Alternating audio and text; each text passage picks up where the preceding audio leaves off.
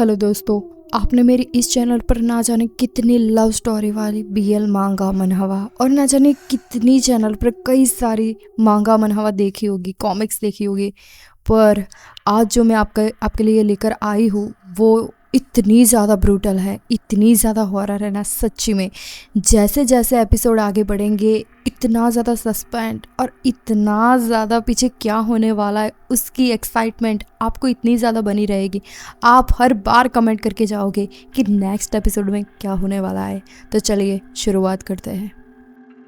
अब हमें दिखाया जाता है एक हॉस्पिटल का सीन जहाँ पर एक लड़की खड़ी हुई थी, न जाने अजीब तरीके से कपड़े पहने हुए थे और पूरा फ्लोर देख सकते हो यार, कितने सारे इंसान नीचे गिरे हुए हैं, सारे के सारे मरे हुए हैं, अंतड़ियाँ बाहर आ चुकी है, किसी के तो मुंह में से बाहर निकल रहा है। और जो बीच में जो लड़की खड़ी है ना, उसके हाथ में आप खंजर जैसा कुछ देख पा रहे हो। आप समझ सकते हो कि उसकी मदद से उसने सबका मर्डर किया है। अब आगे देखते हैं कि आगे क्या होता है। अब हमें दिखाया जाता है एक घर का सीन जहाँ पर एक लड़की बैठी हुई थी। आप समझ सकते हो कि उसकी एज आई थिंक 16-17 साल होगी और वो अपने फ़ोन में देख रही थी, किसी का फ़ोटो देख रही थी और चिल कर रही थी, हंस रही थी वो। उसके बाद अचानक से उसके फ़ोन में किसी का फ्रेंड रिक्वेस्ट आती है तो वो देखती है, तो उसमें जो हमने इस एपिसोड के शुरुआत में जो लड़की देखी थी जो सबको किल कर रही थी वो दिखाई जा रही है। तो वो मन में सोचती है लड़की कि ये लड़की कौन है, थोड़ी अजीब सी लग रही है। और उसमें ऐसा दिखाया जा रहा था कि पंपकिन नाइट ने उसको फ्रेंड रिक्वेस्ट भेजी हुई है। तो ये थोड़ा वंडर हो जाती है, सोचती है कि इसने मुझे क्यों भेजा है ऐसा। और उसको ऐसा भी लगता है कि ये कैसी लड़की है, थोड़ी अजीब दिखाई दे रही थी, क्योंकि आप समझ सकते हो उसने पंपकिन जो हैलोवीन पे पहनते हैं ना सबको डराने के लिए, वो उसने सर पर पहना हुआ था।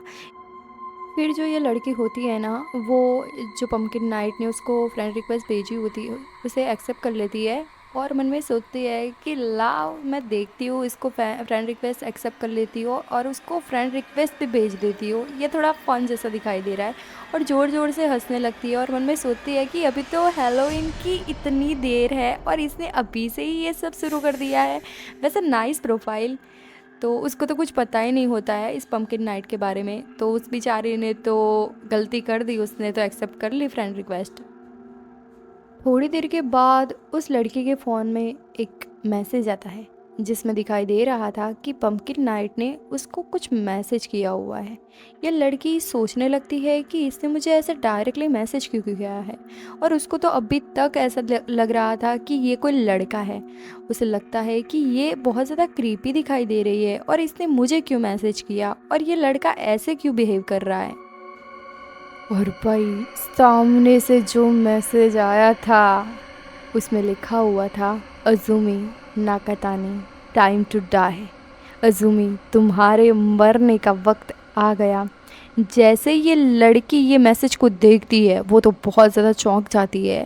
वो अपनी जगह से खड़े होकर उसको देखने लगती है और मन में सोचने लगती है कि क्यों ये रियल नहीं हो सकता, ये कैसे हो सकता है, मेरा मरना, टाइम टू डाई, नहीं ये नहीं हो सकता।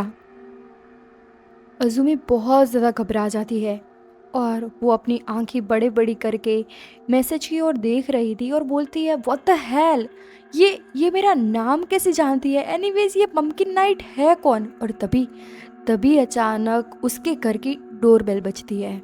यानी कि क्या ये पंपकिन नाइट है जो उसको मारने के लिए आई है। अज़ुमी तो बहुत ज़्यादा डर जाती है और वो अपनी नज़रें डोर बेल जहाँ बची थी उस डोर पर लगाकर बस यही सोचे जा रही थी, ये नहीं हो सकता, ये वो नहीं हो सकती, वो वो क्या मुझे मारने के लिए आ रहा है। अभी तक अज़ुमी को ये नहीं पता था कि ये पंपकिन नाइट लड़की है या फिर लड़का। ये तो बहुत ज़्यादा घबरा गई थी। मैं सोचती है मुझे जाकर एक बार देखना तो पड़ेगा कि दरवाजे के बाहर कौन आया हुआ है।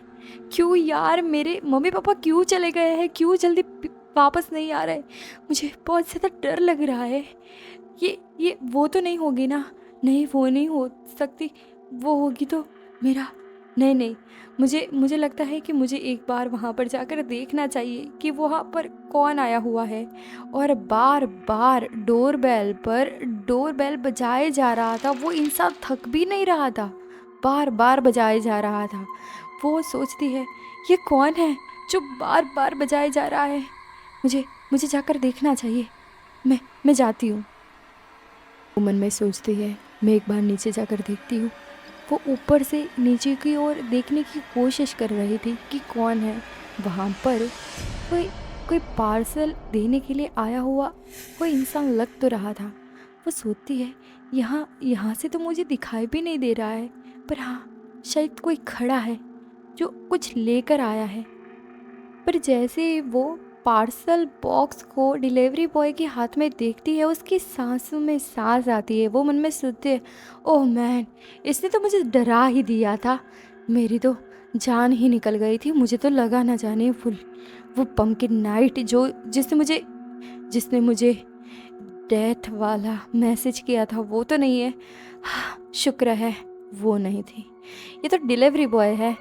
लाओ मैं नीचे जाकर देखती हूँ कि वो आया है। चलो चलती हूँ मैं।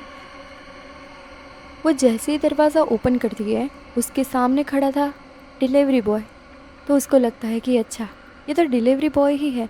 पर जैसे ही वो उसके हाथ में से बॉक्स को लेती है, डिलीवरी बॉय सीधे उसके कंधों पर गिरता है।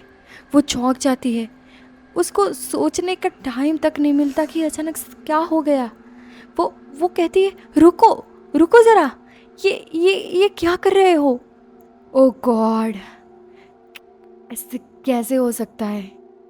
किसी ने इस डिलीवरी बॉय के पीछे से कितना ब्रूटली वार किया है, कैसे इसका मर्डर किया है, आप देख सकते हो।